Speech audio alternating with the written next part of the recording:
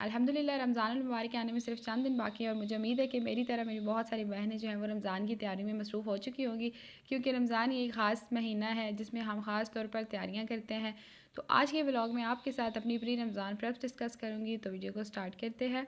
अस्सलाम वालेकुम everyone, welcome back to my channel. कैसे हैं जी आप सब? उम्मीद करती हूँ आप सब बिल्कुल ठीक ठाक होंगे। अल्लाह का शुक्र है मैं भी बिल्कुल ठीक ठाक हूँ। आज आपके साथ डिस्कस करूँगी कि रमज़ान शुरू होने से पहले हम क्या क्या तैयारी कर सकते हैं, किचन को किस तरीके से ऑर्गेनाइज़ कर सकते हैं, ग्रॉसरी को मैनेज कैसे कर सकते हैं, अपनी रूटीन को किस तरीके से सेट कर सकते हैं ताकि रमज़ान जो है उसमें हमें भी किसी तरह की कोई भी परेशानी ना हो और बहुत ज़्यादा सुकून और आसानी के साथ गुजर सके। मेरी कोशिश होती है कि रमज़ान शुरू होने से पहले ना ज़्यादातर मैं ज़रूरी काम मुकम्मल कर लेती हूँ, ताकि रमज़ान में मेरा ज़्यादा फोकस जो है वो इबादत और बच्चों और घर को सुकून से मैनेज करने पे हो।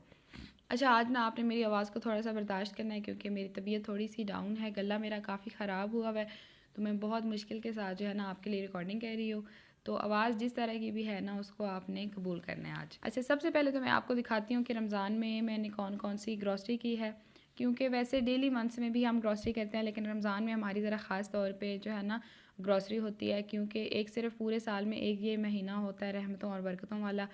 और इसमें जो है ना हम सब बहुत ज़्यादा दिल के साथ हर चीज़ ख़रीदते हैं, हर चीज़ की तैयारी करते हैं, डिफरेंट चीज़ें इसमें हम ट्राई करते हैं, डिफरेंट रेसिपीज़ ट्राई करते हैं, क्योंकि आप सबको पता है कि हम जितने ज़्यादा दिल के साथ और जितनी एहतमाम के साथ अफ्तारी और सहरी बनाते हैं, हमें उसका सवाब जो है ना उतना ही ज़्यादा डबल भी मिलता है। और वैसे रमज़ान में ये भी मुझे बहुत चीज़ पसंद होती है कि पूरी फैमिली जो है ना वो सहरी और अफ्तारी के टाइम पे इकट्ठी होती है, सब मिल के खाते हैं, तो मिल के खाने में वैसे ही बहुत ज़्यादा बरकत होती है। तो इस वजह से रमज़ान में जो है ना आप किसी तरीके की कोई भी कंजूसी ना किया करें, जितनी आप चीज़ ख़रीद सकते हैं ना, जितना आप अच्छा इसको एहतमाम के साथ गुजार सकते हैं, मेरी कोशिश होती है कि मैं उतनी ज़्यादा एहतमाम के साथ इसको गुजारा करूँ। अच्छा, आज की ग्रॉसरी में मैं बहुत सारी चीज़ें ले आई थी, जैसे दालें, खजूरें, जो मसाले मुझे चाहिए थे, बेसन वगैरह, या कुछ फ्रीज़ करने वाली जो चीज़ें हैं, ठीक है, ये बहुत सारी चीज़ें मैं लेके आई थी, क्योंकि रमज़ान में टाइम जो है बहुत ज़्यादा कीमती होता है, और मेरी कोशिश होती है कि ज़्यादा टाइम जो है मैं इबादत में गुजारूँ। और ख़ास तौर पे जो बच्चों वाली माएँ हैं, उन्होंने 7 बच्चों को भी देखना है, तो उनके लिए तो ये जो प्रेप्स है ना बहुत ज़्यादा ज़रूरी हैं, ताकि वो रमज़ान में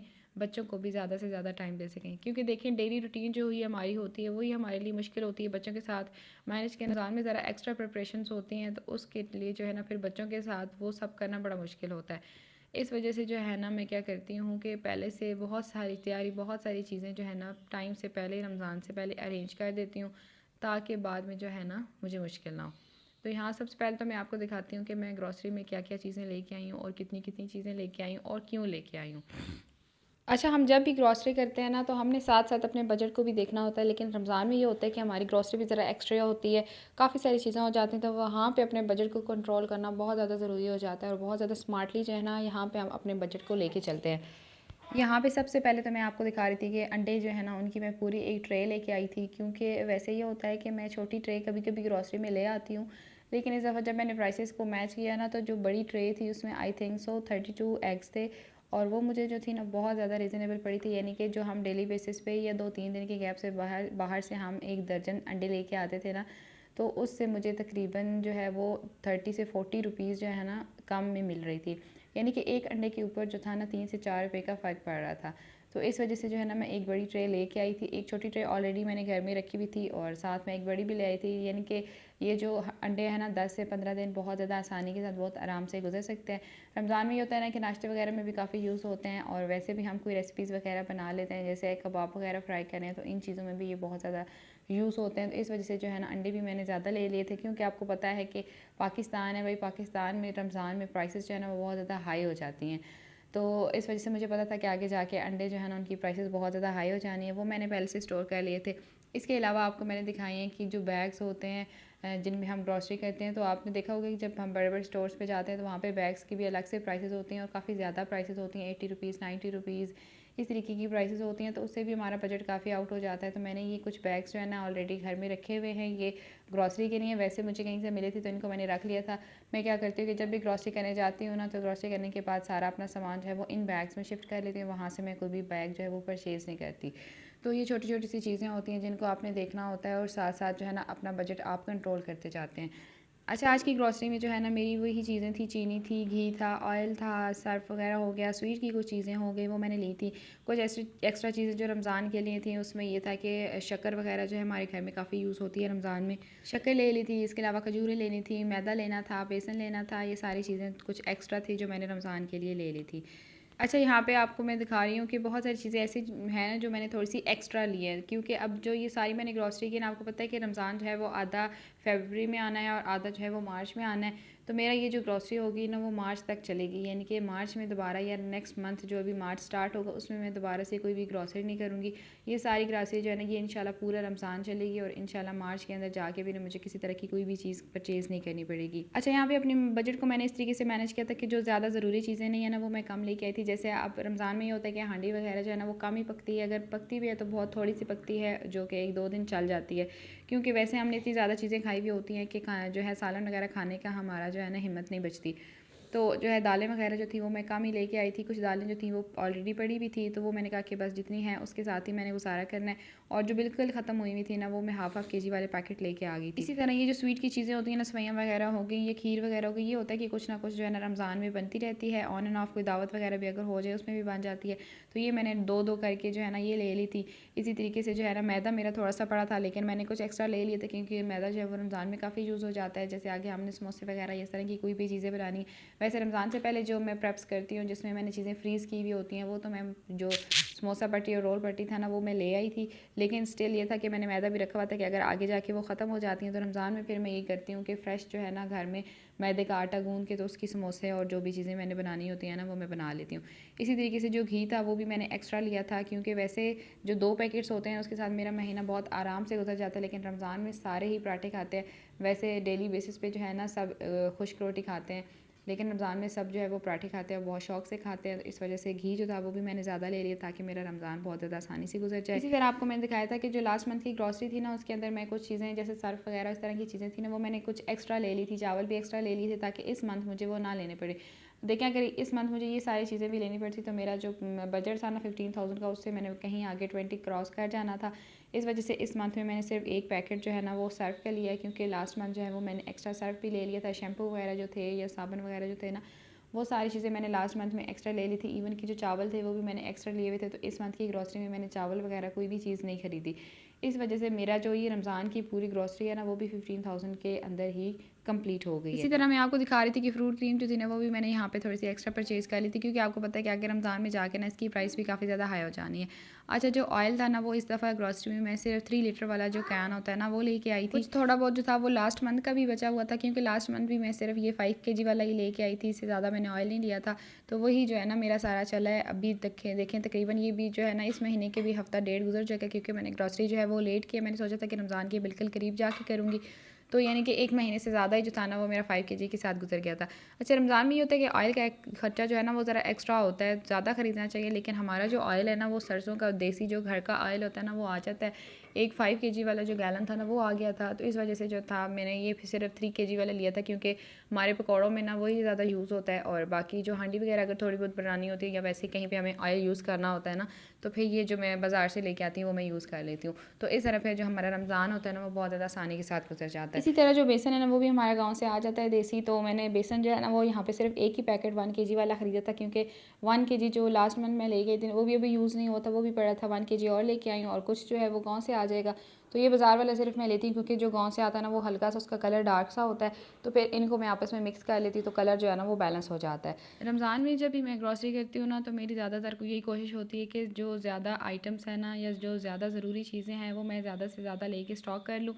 ताकि रमज़ान में बार बार मुझे शॉप पे ना जाना पड़े। रमज़ान में देखें एनर्जी वैसे भी बड़ी डाउन हुई हुई होती है, तो बहुत मुश्किल होता है बार बार शॉप्स पे जाना। मुझे अभी भी याद है कि जब हम गांव में होते थे तो हमारा मंथली बेसिस पे ये जो पूरी महीने की इकट्ठी ग्रॉसरी होती है ना वो नहीं होती थी, तो अक्सर हम शाम में लेने जा रहे होते थे चीज़ें, तो ऑलरेडी जो है ना रोज़ा इतना ज़्यादा लगा होता था, और फिर जब अम्मी कहती थी ना कि ये चीज़ें ले के आओ वो चीज़ें ले के आओ, तो बहुत ज़्यादा मुश्किल होती थी, हम बहुत ज़्यादा इरिटेट होते थे इस चीज़ से। तो अभी ये होता है कि बाकी जो मैक्सिमम मेरी चीज़ें होती हैं ना ग्रॉसरी की, वो मैं पहले ही लेके स्टोर कर देती हूँ ताकि मुझे रमज़ान में कोई मसला ना हो, बार बार ना बाज़ार जाना पड़े, क्योंकि हिम्मत भी नहीं होती, टाइम भी नहीं होता। और जो है ना कोशिश यही करनी चाहिए कि रमज़ान में हम इधर उधर टाइम वेस्ट करने की बजाय टाइम से पहले ये सारी चीज़ें कंप्लीट कर लें, ताकि रमज़ान में हम ज़्यादा से ज़्यादा टाइम इबादत को दे सकें, क्योंकि एक सिर्फ यही महीना होता है जिसमें हम बहुत ज़्यादा दिल के साथ इबादत करते हैं। अच्छा, ग्रॉसरी लाने के बाद जो सबसे ज़रूरी और सबसे मुश्किल काम होता है ना, वो होता है इसको अच्छी तरीके से ऑर्गेनाइज़ कर देना। देखिए, आपने अक्सर मेरी ग्रॉसरी की जो ऑर्गेनाइज़ेशन की वीडियोज़ है ना, उसमें देखा होगा कि मैं ज़्यादातर जो चीज़ें हैं ना, उनको उनके कंटेनर्स में डाल के रखती हूँ। जैसे मैंने 5 केजी शुगर लाई है ना, तो जो मैंने कंटेनर उसका रखा होता है, वो भी मैंने 5 केजी का रखा होता है, ताकि सारी चीनी जो है ना, एक ही दफ़ा अपने कंटेनर में चली जाए। बाद में फिर जो अलग-अलग छोटे-छोटे शॉपर्स हम रखते रहते हैं ना, उससे मुझे बहुत ज़्यादा उलझन होती है। यहाँ भी हर चीज़ को जो है ना, मैंने कंटेनर्स और जार्स में शिफ्ट कर दिया था, ताकि हर चीज़ जो है ना, वो अपनी जगह पे रहे। क्योंकि रमज़ान जब शुरू होगा, तो इससे फिर मुझे बहुत ज़्यादा आसानी होगी चीज़ें निकालने में। और वैसे भी जितने भी जो मेरे जार्स हैं, उनको मैंने ट्रांसपेरेंट ही ज़्यादातर रखा होता है, ताकि बाहर से मुझे चीज़ नज़र आ जाए कौन सी चीज़ है। और फिर बार-बार जो अलग-अलग हमने डब्बे खोलने होते हैं ना, उससे फिर काफ़ी सारा टाइम हमारे पास जाता है। इसके अलावा फिर अगर हमने शॉपर्स में, जैसे बेसन है शॉपर में डाल के रखा हुआ है, या मैदा है शॉपर में डाल के रखा है, तो वो फिर शॉपर से निकाल के यूज़ करना बहुत ज़्यादा मुझे मुश्किल लगता है, और बहुत ज़्यादा टाइम कंज्यूमिंग भी लगता है, और उससे चीज़ काफ़ी सारी वेस्ट भी हो जाती है। इस वजह से रमज़ान में जो है ना, आपने कोशिश करी है कि हर एक चीज़ जो है ना, उसका कंटेनर बनाया हुआ हो, ताकि आपने, और हर चीज़ जो है ना, आपने उसके अंदर शिफ्ट कर देनी। आगे चल के आपको मैं दिखाऊंगी कि जो खजूरें थी या शक्कर वगैरह थी, हर एक चीज़ जो थी ना, उनको मैंने जार्स के अंदर, कंटेनर्स के अंदर, डब्बों के अंदर डाल के रखा था, ताकि रमज़ान जो है ना, वो मेरा बहुत ज़्यादा स्मूथ हो जाए। इसके अलावा कुछ ऐसी चीज़ें थी, जैसे चाट मसाला वगैरह था, या कुछ और चीज़ें थी जिनके कंटेनर्स अभी मेरे पास अवेलेबल नहीं थे, क्योंकि डेली ग्रॉसरी में जो है ना, चाट मसाला मेरा नहीं आता, तो ये सिर्फ रमज़ान की ग्रॉसरी में ही आया है। तो ये इसकी भी मेरी कोशिश होती है कि डब्बे, क्योंकि ये हमने यूज़ करना होता है ना फ्रूट चाट में डेली, तो फिर इसको भी बार बार डब्बे से निकालना या पैकेट से निकालना मुझे बहुत मुश्किल लगता है। तो मैंने सोचा हुआ कि इसको भी जो है ना, मैं इसका भी एक छोटा सा कंटेनर बनाऊंगी और उसके अंदर इसको डाल दूँगी। इसके अलावा जो मैक्रोनी वगैरह थी ना, वो भी मैं 2-3 तरह की लेके आई थी। एक बहुत छोटी सी लेके आई थी, क्योंकि आगे जो रमज़ान की रेसिपीज़ होनी है, जैसे समोसे वगैरह हो गए, जो चाइनीज़ रोल या चाइनीज़ समोसा आप बनाते हैं ना, उसमें ये यूज़ होती है, तो वो छोटी मैं इसके लिए लेके आई थी। और बड़ी जो है ना, वो मैंने 2-3 पैकेट्स ले लिए थे, क्योंकि रमज़ान में अक्सर जो है ना, वो मैक्रोनी बन जाती है, तो इसका एक जो बड़ा जार था ना, वो मैंने फुल करके रख दिया था। अच्छा, देखने में ये बहुत छोटी सी प्लानिंग होती है, लेकिन यकीन करें कि ये रमज़ान में आपको बहुत ज़्यादा आसानी दे सकती है, तो इस चीज़ को आपने जो है ना, लाज़मी अपने माइंड में रखना है। अच्छा, मैं जब भी रमज़ान की तैयारी स्टार्ट करती हूँ ना, मेरी कोशिश होती है कि हमेशा सबसे पहले जो ग्रॉसरी वाला काम है ना, वो मैं ख़त्म कर दूँ। हमेशा सबसे पहले जो भी मुझे आइटम्स चाहिए होते हैं ना पूरे महीने के लिए, वो मैं सारे स्टोर कर लेती हूँ, उनको मैं ऑर्गेनाइज़ कर लेती हूँ, और उसके साथ ही फिर क्या मैं करती हूँ कि जो किचन होता है ना, उसको मैं अच्छी तरीके से ऑर्गेनाइज़ कर देती हूँ, एक दफ़ा डीप क्लीन कर देती हूँ, ताकि रमज़ान जो है ना, वो मेरा बहुत ज़्यादा पुरसुकून हो जाए। और हर एक चीज़ जो डेली बेसिस पे यूज़ होनी है, बेसन यूज़ होना है, या चाट मसाले यूज़ होने हैं, या जो भी चीज़ें यूज़ होनी है ना, उन सारी चीज़ों को फिर मैं इस तरीके से ऑर्गेनाइज़ कर देती हूँ अपने सारे कैबिन्स के अंदर, ताकि रमज़ान में बस जल्दी जल्दी से मैं उठाऊँ, और बहुत जल्दी जल्दी से मेरा सारा सारा काम जो है ना, वो साथ ही कंप्लीट होता जाए। यहाँ पे ग्रॉसरी जो थी ना, वो मैं कल ही करके ले आई थी, रात को मैं करके लाई थी, लेकिन सुबह से जो है ना, मुझे बिल्कुल टाइम नहीं मिला था इसको ऑर्गेनाइज़ करने का। तो अभी मैं शाम को बच्चों के लिए जब फ्राइज़ बना रही थी, तो साथ जो है ना, इसको मैंने हल्का हल्का सा ऑर्गेनाइज़ करना स्टार्ट किया था। अभी भी मेरा इसको ऑर्गेनाइज़ करने का प्लान नहीं था, क्योंकि साथ साथ मैंने कैबिन्स को भी सेट करना था, तो मेरा प्लान था कि मैं एक ही दफ़ा दोनों काम इकट्ठे साथ स्टार्ट करूँगी, साथ किचन की क्लीनिंग कर लूँगी, और साथ ही जो है ना, ग्रॉसरी को ऑर्गेनाइज़ कर लूँगी। लेकिन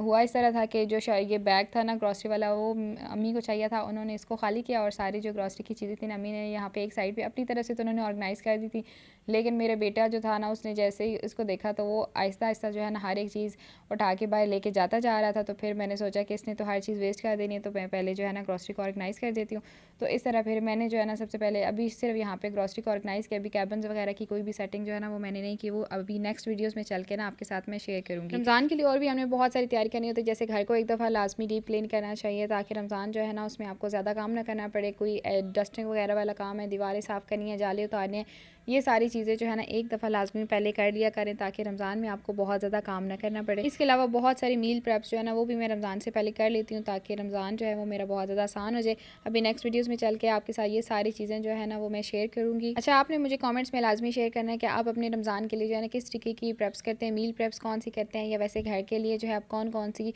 प्रेप्स करते हैं। क्या पता आपकी किसी भी कमेंट से या किसी भी सजेशन से मुझे भी कोई आइडिया मिल जाए, और मैं भी मज़ीद अच्छी प्रेप्स कर लूँ। लास्ट जो रमज़ान गुजरा था ना, उसमें मैंने कुछ मील प्रेप्स की थी, तो उसकी वजह से मुझे बहुत ज़्यादा फ़ायदा हुआ था, और मेरा रमज़ान बहुत ज़्यादा सुकून में, बहुत ज़्यादा आसान गुजरा था। इस वजह से इस दफ़ा भी मैंने प्लान किया हुआ है कि मैंने ज़्यादातर जो मील प्रेप्स है ना, वो टाइम के साथ पहले ही कर लेनी है। अच्छा, यहाँ पे खजूरें जो थी ना, वो भी मैं काफ़ी सारी लेके आई थी। 2 तरह की लेके आई थी, एक थोड़ी सी जो सख्त होती हैं, और एक कुछ नरम होती हैं। ये 2 तरह की खजूरें मैं लेके आई थी। क्योंकि घर में जो बड़े बुज़ुर्ग होते हैं उनको ज़रा सॉफ्ट सी अच्छी लगती हैं और हम लोग जो हैं वो ज़रा सख्त सी खाते हैं। तो दोनों तरह की खजूरें जो थी ना वो भी मैंने ले ली थी और उनको अलग-अलग कंटेनर्स में मैंने स्टोर कर दिया था। इसी तरह बाकी जिन चीज़ों के कंटेनर्स मेरे पास अभी अवेलेबल नहीं थे वो भी मैंने बाद में लेके आने, तो उनको फ़िलहाल जो मेरे यहाँ ग्रोसरी वाली बकेट होती है उसके अंदर मैंने रख दिया है। तो बस ये आज की मेरी ग्रोसरी जो है वो कंप्लीट हो गई और ऑर्गेनाइजेशन भी कंप्लीट हो गई है। मेरी जो नेक्स्ट वीडियोज़ होंगी उनको भी आपने लाजमी वॉच करना है, इंशाल्लाह वो आपके लिए बहुत ज़्यादा इन्फॉर्मेटिव होंगी। इसी के साथ आज के व्लॉग को एंड करते हैं। अपना बहुत सारा ख्याल रखिएगा, दुआ में याद रखिएगा। मिलते हैं एक नए व्लॉग में। टिल देन अल्लाह हाफिज़।